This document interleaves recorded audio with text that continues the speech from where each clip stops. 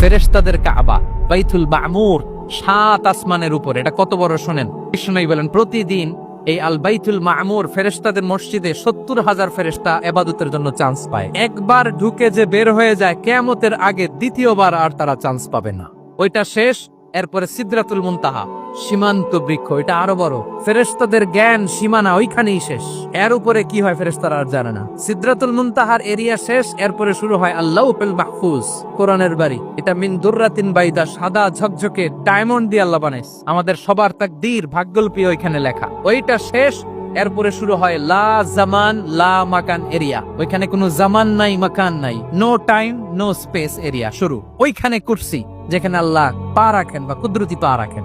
বড় রাজা বাদশারা সিংহাসনে বসে পা রাখে একটা টেবিলের উপর, শাহী টেবিল, ওইটার নাম কুরসি। আল্লাহ বলে ওয়াসিআ কুরসিয়ুহুস সামাওয়াত ওয়াল আরদ। আল্লাহর এই কুরসিটা এতক্ষণ যা বললাম এই সবগুলার চাইতেও বড়।